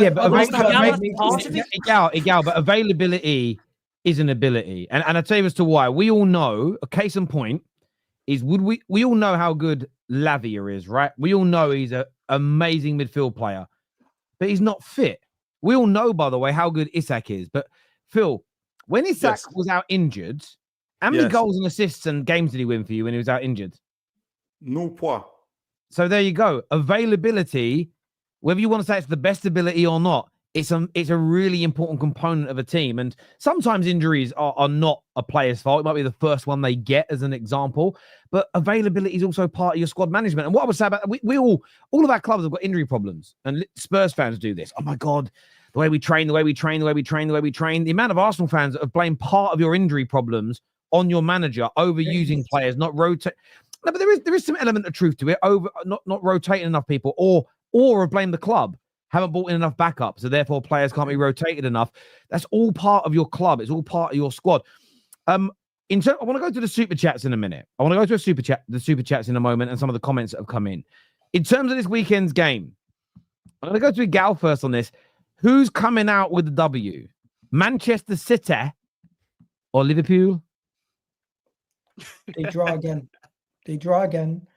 And only reason why I say that is because Man City's defense is terrible. They can't keep a clean sheet if their life depended on it. And Liverpool, if their attack performs anything like it did versus Aston Villa, you could see a situation where they come out of there with a draw. So I'm going to give it a draw. And with Erling Haaland being rested after not playing versus Man City versus Real Madrid, hopefully he gets to start and he bags a couple goals. Does that mean Phil Foden has to turn up? No, Phil Foden doesn't have to turn up because he hasn't been all season. Erling Haaland can do the job by himself. Yeah, because he's capable of doing that, unlike Phil Foden. Okay. I mean, am I wrong? Am I wrong? Impact though, am I wrong? Haaland doesn't. Haaland can't do. 1 second. That's like saying Mo Salah doesn't turn up for Liverpool every week, and somebody else has to turn up. But Mo Salah could pick up the ball and create. Haaland can't do that. Egal, if Mohamed Salah's not scoring goals, Mohamed Salah's impacting games by assisting and creating. Hence why he has the most assists this season and is on course to break the playmaking record. Hence why if Erling Haaland is not being given the ball in the box, what impact does he have on the football match?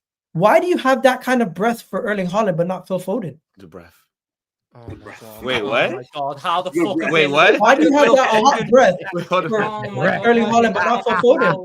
Now wait. Oh Quite my God. interesting. Wait, buddy Gal. I think that we're just talking about the skill sets of both players, right? So, for example, Erling Haaland is the best finisher in world football, right? In front of the goal, in the box, he's elite. But his overall game, Haaland does not pick up the ball from the halfway line and create for teammates. So if Haaland's not getting service, then he might as well not be on the pitch. I think that's kind of what we're saying. Like Haaland can't do it by himself. But the That's difference, what we're trying to say. the difference goes back to one thing. He asked me about Foden. I didn't bring it up, guys, just in case you guys don't know. Toon brought it up. So let me be the guy, the evil guy who brings up Phil Foden one more time. Finally, Get that breath. Get that breath end out. End it off. Phil Foden could play for 90 minutes and not have a moment of brilliance. Erling Haaland could play for 90 minutes, not do absolutely nothing, and still bag you a hat trick. So that's what you're relying on. The hat trick from the service of his teammates, though, not because he did something. He's not bagging that. He's not picking up the ball. He from his is the talisman. Passing through three people, playing a 1-2 to Gonzalez. Same way Mo Salah is one of the key players in Liverpool. We don't expect. What do you call it? Let me give you an example. We didn't expect Roberto Firmino to be winning Premier League Player of the Year, PFA Player of the Year. He was a great player. He was a wonderful player. We don't criticize him because he's not held to a standard the same level as Mo Salah. But Foden is being held to a standard, but he's not performing to that standard. That's where my issue is. But you guys keep going back to this one season. But I mentioned Foden can impact games more than Haaland can. I mentioned Foden has the skill set to pick up the ball and to do different things. Where Erling Haaland cannot do that. Why doesn't he do it? No, but Egal, you're undoing your own argument. I mentioned Phil Foden because you said you're going that Liverpool, City are going to draw with Liverpool. So I said to you, that means Phil Foden has to perform then. And then you said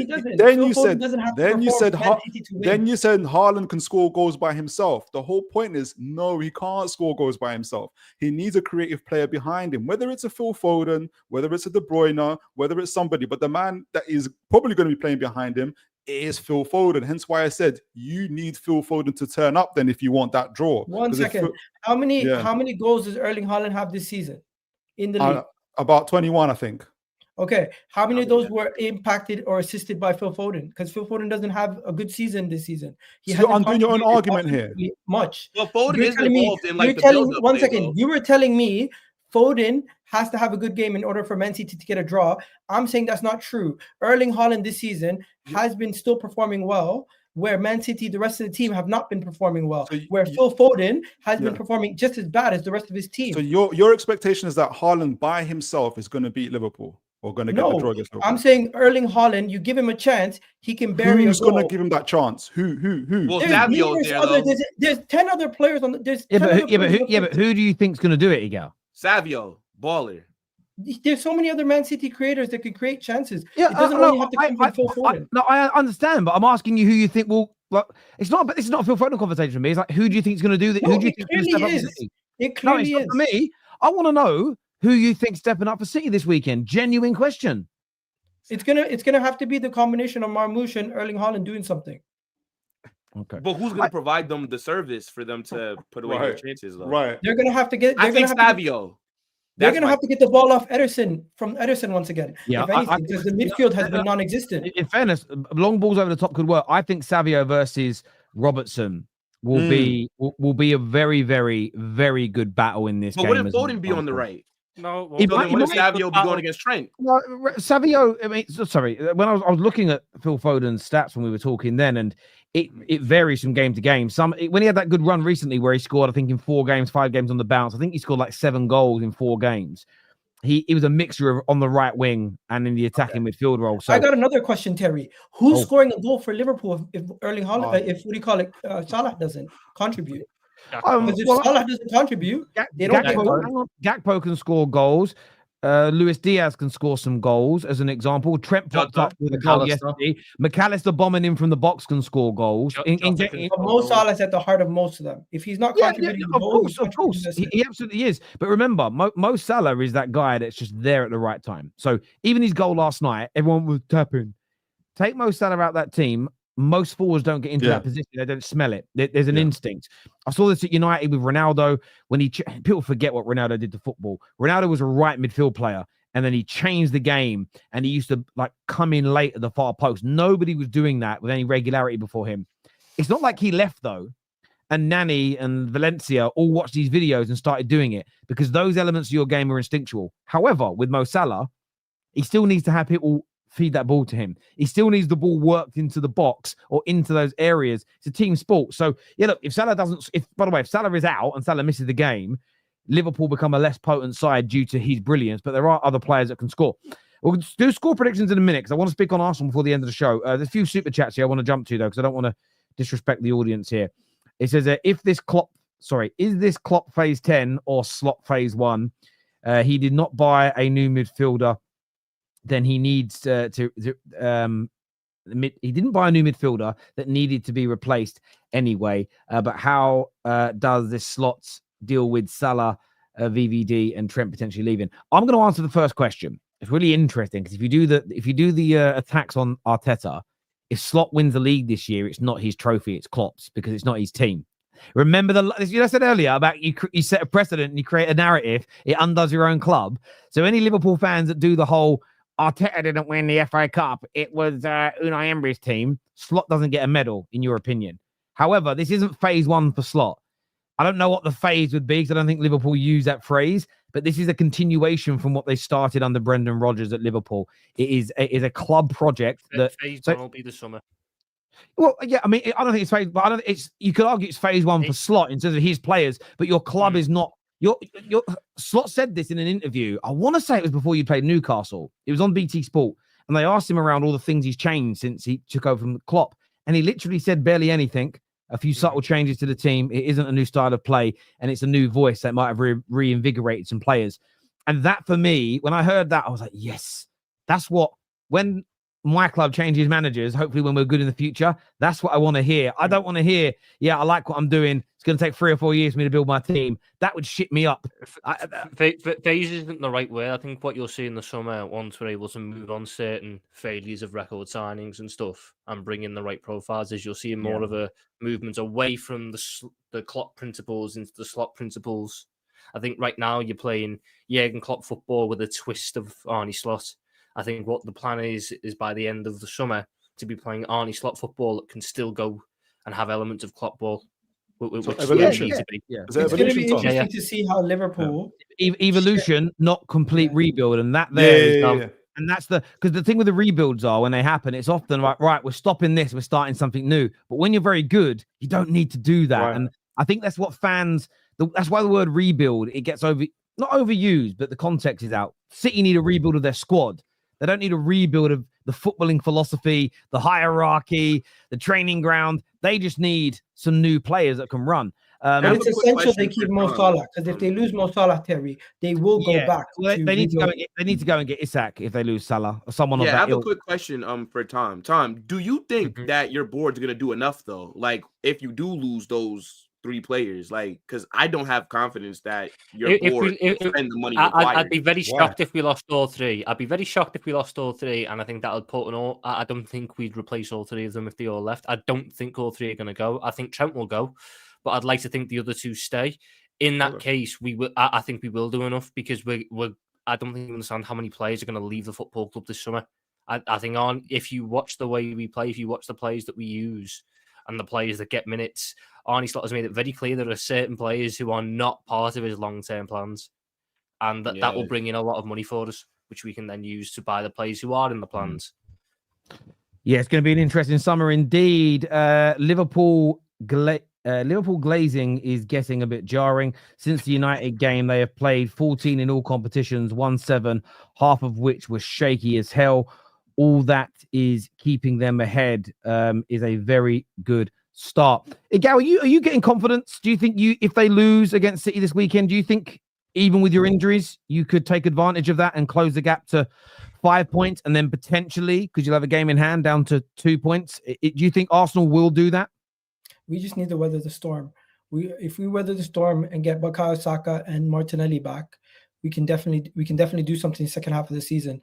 But first, we got to get through this game versus West Ham. We beat Nottingham Forest. I think Liverpool will start shaking it and feeling it even more. And now that we have the game in hand, Terry, we will always have that little like safety blanket. Even though Liverpool are ahead of us, we have the game in hand, and we'll still be playing, I think, before them the next couple of weeks. So yeah, best of luck. But we do have the tougher fixtures, so we need to win our games and see where we are once Bukayo Saka and Martinelli get back. And right now, they are lucky that we don't have a fully fit squad, because if we don't need a new 20-goal a season striker to beat this Liverpool team. If we had our fit squad, we would have won this league.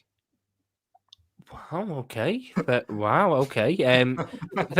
First of all, your game in hand lasts for 2 games because it gets done over when we play the Carabao Cup final. So it's not like our one, which was 2.5 months of the constant game in hand playing there.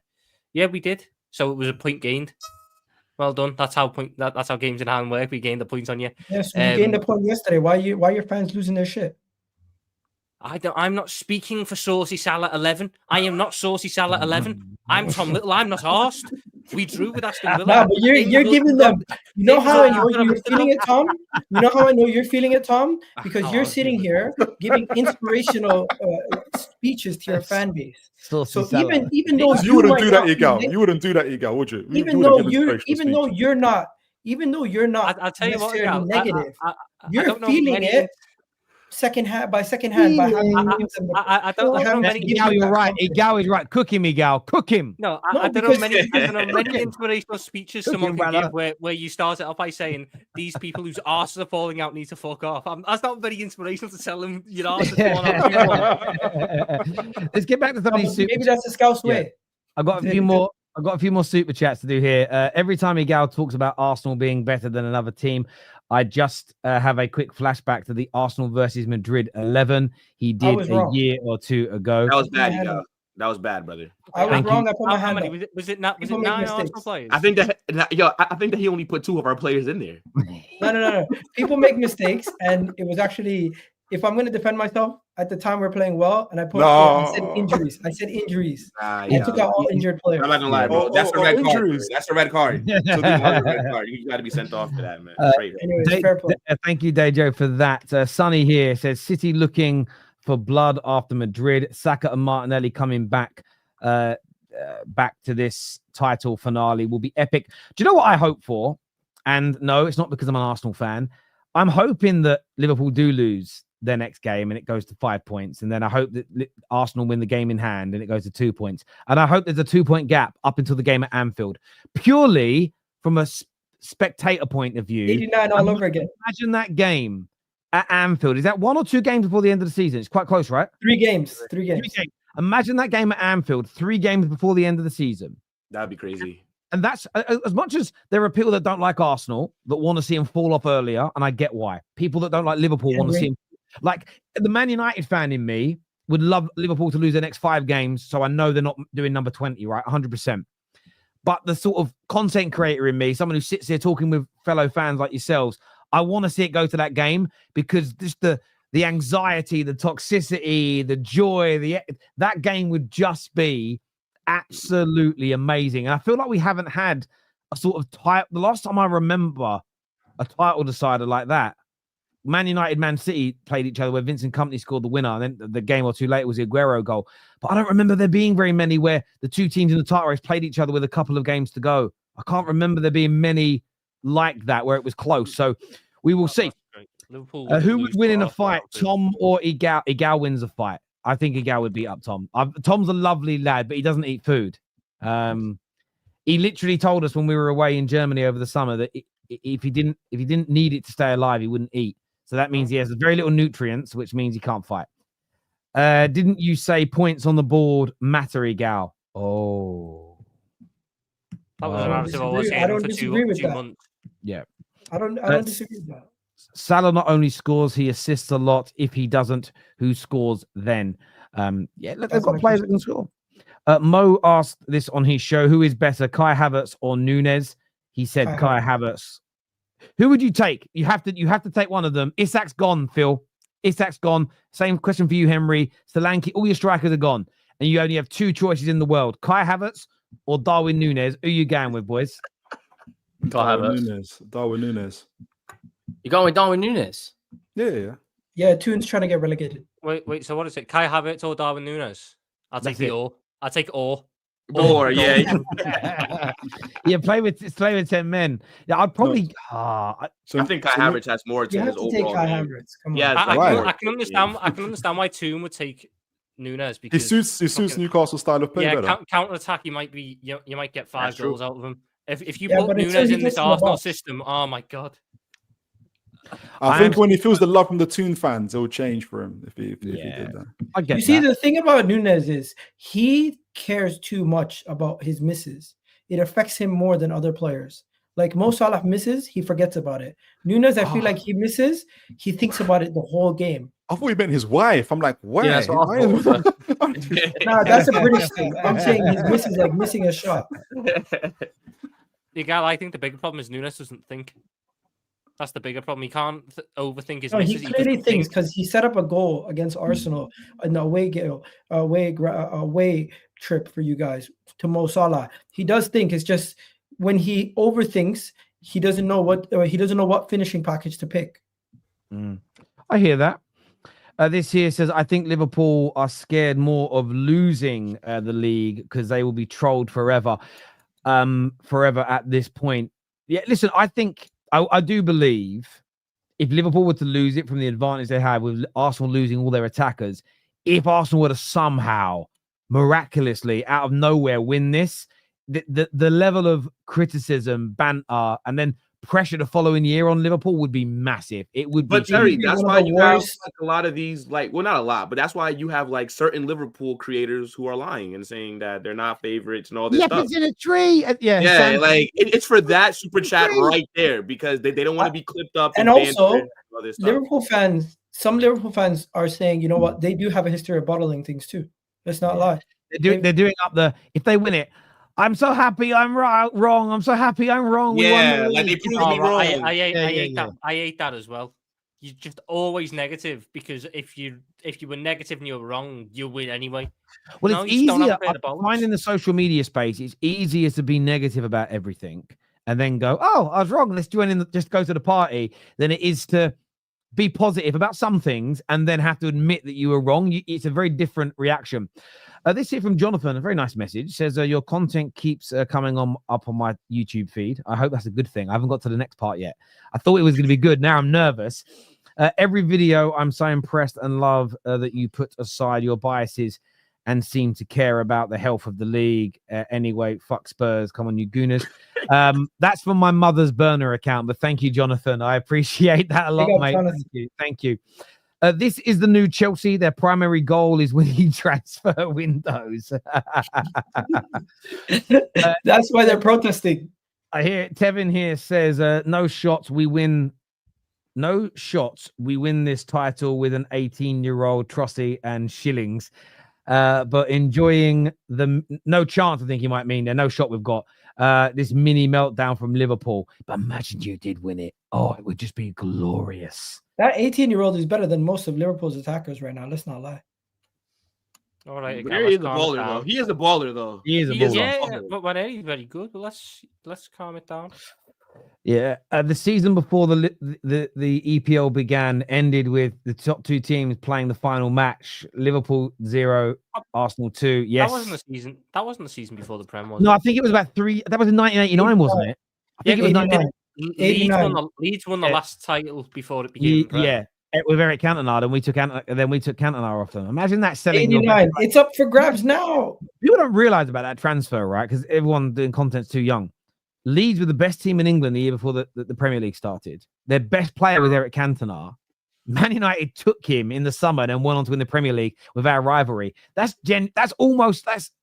essentially like Man United. That is, for instance, like, because Man United hadn't been successful for a while. That would be like Spurs signing Saka this summer and then winning the league. Crazy. That's the level of hatred between those, especially locally for those people. Egal has been on point most of the show. Big up is what Rich says here. Big up yourself, Rich, for the super chat. Funniest shit will be if the ref for Liverpool and Arsenal is Michael Oliver. He won't know who to screw over. It probably should be him. It probably should be him. That way, it ended up being the best refereeing performance of the season because he just beats everyone. Terry, I got a theory. The referees are giving Liverpool bad calls now just so they can make the league closer. Mate, listen, that in terms of decisions being made, did you guys see the VAR, the Howard breakdown when he was like, yes, the Lewis Skelly foul can't be serious. We all learned something in it, which was good. Serious foul play isn't just the studs touching the shin or the knee. It's basically how hard did they hit? Did they follow through? Or did they touch and come off like this, or they skim? And he literally breaks it down by saying, we don't give reds to these because they skim and they glance the leg. But then what he went on to say is, but obviously the VAR didn't overturn it because it wasn't a clear and obvious error. Then the PGM, the VAR reviewing it and saying, okay, we're reviewing serious foul play. And the first words out of their mouths were, yeah, he slightly grazes and slightly touches the player with his studs, which is literally not what serious foul play is. So it was such a bad look for them. Fair enough, the decision got overturned, but it goes to prove that I don't think they're trying to make the league more fun. It just shows that they look to justify what their colleague on the pitch has done, which is a real problem for the league. Arsenal didn't sign it. Oh, sorry, already done that super chat there. Will got red cards because of Bellingham influence. Tell censored my super chats to protect Toon's ego. No, I didn't. I put them up on the screen. I didn't do that, D. I apologize if that's how it came across. Look, I want to thank everyone who's tuned in to the show today. Make sure you hit the like button before you leave. This is going to redirect you to Dom Hassam's channel, so go and support him. I'm going to be live at 8 p.m. tonight. I am, for the first time ever, hosting a show on the United Stand. So thank you very much for the invite, Mark. We're going to be over there talking about all the latest stuff about Ineos and their cutbacks, the potential raid of Sporting Lisbon in the summer. So if you're a United fan or a rival and you want to come across and watch me on the United Stand, I'm live at 8 p.m. tonight. Gentlemen, absolute pleasure to sit here and speak football with each and every single one of you. To all of our members, all of our subscribers, our super chatters, you are absolutely brilliant. You're the lifeblood of the Football Terrace, and we wouldn't be here without you. Until next time, take care, goodbye, God bless, and I'll see you all again very, hang on, before I end this stream, make sure KJ's done the redirect. He has. All right, see you later, people. Peace.